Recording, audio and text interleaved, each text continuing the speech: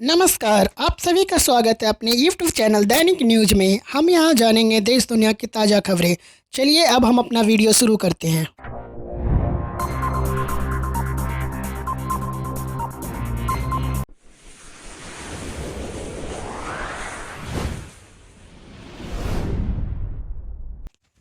बिहार में corona virus के 5 नए मामले सामने आने के बाद यहाँ संक्रमितों की संख्या बढ़कर 141 हो गई है। स्वास्थ्य विभाग के प्रधान सचिव संजय कुमार ने बुधवार को बताया कि 5 नए मामले सामने आने के बाद बिहार में संक्रमितों की संख्या 141 हो गई है।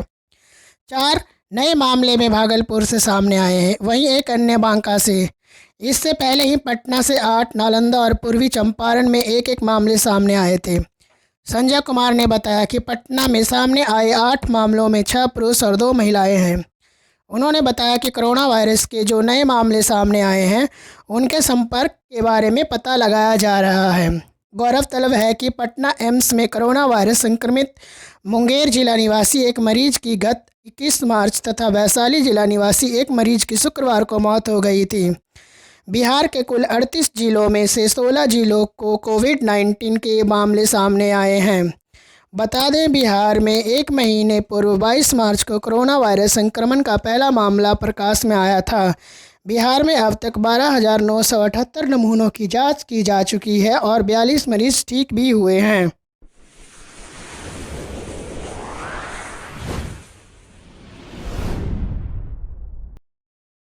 भारत में कोरोना वायरस का कहर बढ़ता जा रहा है। देश में जारी लॉकडाउन के बावजूद इसके मामले में लगातार इजाफा हो रहा है। इस बीच देश में कोरोना वायरस का मामला 20,000 के पार हो गया है। स्वास्थ्य मंत्रालय की ओर से जारी ताज़ा आंकड़ों के मुताबिक भारत में कोरोना वायरस संक्रमितों की संख्या 20,471 हो गई है। पिछले 24 घंटे में कोरोना के 1486 नए मामले सामने आए हैं और 49 लोगों की मौत हो चुकी है। वहीं देश में कोरोना से अब तक 652 लोगों की जान जा चुकी है। हालांकि राहत की बात यह है कि 3960 मरीज इस बीमारी को हराने में कामयाब भी हुए हैं। बता दें कि देश में कोरोना के बढ़ते मामलों को देखते हुए लॉकडाउन को 3 मई तक के लिए बढ़ा दिया गया है। हालांकि 20 अप्रैल से लॉकडाउन के दौरान उन इलाकों में छूट भी दी गई है जहां कोरोना के कम मामले हैं। प्रधानमंत्री नरेंद्र मोदी ने राष्ट्र के नाम संबोधन में लॉकडाउन बढ़ाने की घोषणा की थी। बता दें कि पहले चरण का लॉकडाउन 14 अप्रैल को ख़त्म हो रहा था।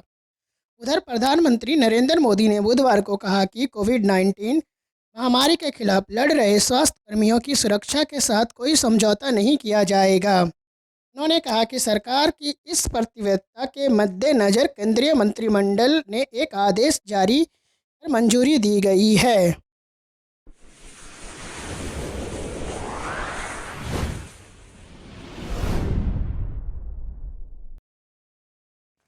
मुकेश अंबानी के नेतृत्व वाले रिलायंस इंडस्ट्री समूह की कंपनी जियो प्लेटफॉर्म ने दुनिया के दिग्गज टेक कंपनी फेसबुक के साथ बड़ी डील की है।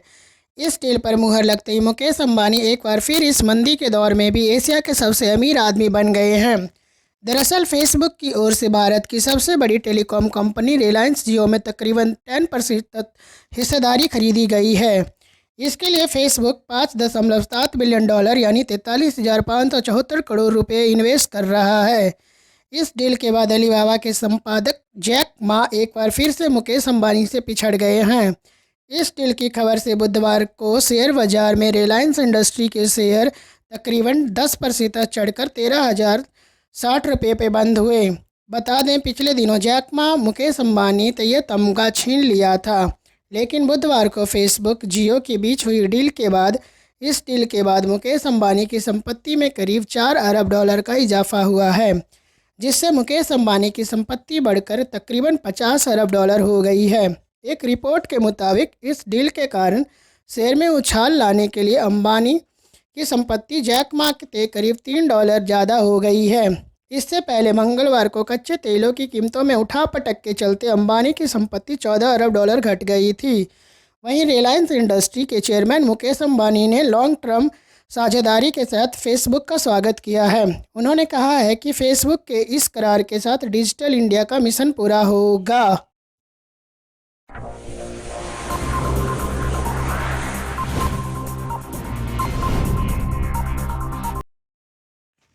प्रधानमंत्री नरेंद्र मोदी कोरोना वायरस के प्रकोप और लॉकडाउन के स्थिति पर तीसरी बार मुख्यमंत्रियों के साथ बैठक करेंगे।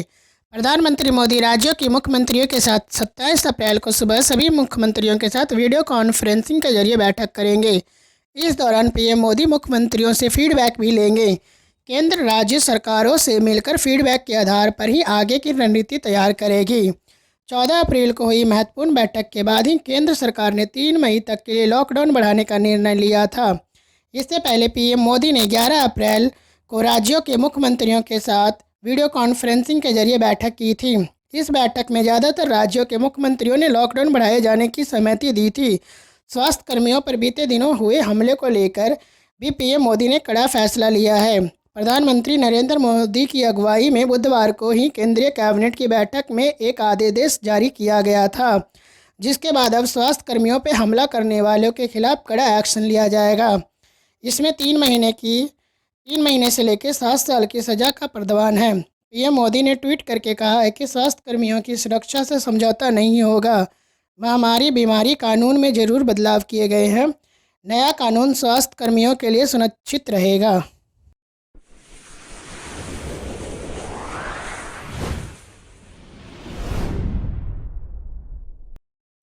कोरोना वायरस दुनिया भर में विकराल रूप धारण करता जा रहा है और इस पर नियंत्रण के लिए वैक्सीन पर हर किसी की नज़र है।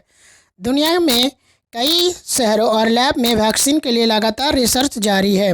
ऑक्सफोर्ड यूनिवर्सिटी में ट्रायल शुरू होने जा रहा है। विश्व प्रसिद्ध प्रोफेसर इलियन हिल का दावा है कि अगले 5 महीने में वैक्सीन तैयार हो जाएगी। उन्होंने कहा कि इस समय दुनिया भर में कई जगहों पर वैक्सीन को लेकर ट्रायल चल रहा है और ऑक्सफोर्ड यूनिवर्सिटी ने गुरुवार को ट्रायल शुरू करेगा। उम्मीद है कि हमारा यह ट्रायल सुरक्षित रहेगा। हमारी कोशिश है कि वैक्सीन के जरिए लोगों को सुरक्षा प्रदान की जाए और उन्हें मुहैया कराया जाए। हमारा लक्ष्य अगले 5 महीने में अगस्त सितंबर तक यह वैक्सीन तैयार कर लेना है। उन्होंने कहा कि वैक्सीन की खोज के बाद अगला सबसे बड़ा लक्ष्य होगा कि काफ़ी संख्या में तैयार किया जाए, जिससे बड़ी संख्या में लोगों को सुरक्षा प्रदान की जा सके। दावा किया जा रहा है कि सितंबर तक 1 मिलियन डोज तैयार कर लिया जाएगा, जबकि साल के अंत तक 100 मिलियन डोज तैयार कर लिया जाएगा। वैक्सीन ट्रायल को लेकर रिस्क की संभावना पर प्रोफेसर हिल ने कहा कि वैक्सीन के ट्रायल को लेकर कई तरह के रिस्क होते हैं। यह भी सुरक्षित नहीं होता है। हमें अच्छा नमूना रिस्पॉन्स होता है। हालांकि उन्होंने कहा कि ऑक्सफोर्ड वैक्सीन का ट्रायल शुरू कर रहा है। अभी तक जो ट्रायल किया गया है वो अच्छा रहा है। अब तक जानवरों पर ट्रायल किया गया था। अगर आपको यह वीडियो अच्छा लगा हो तो please like, share and subscribe करें अपने यूट्यूब चैनल दैनिक न्यूज़ को।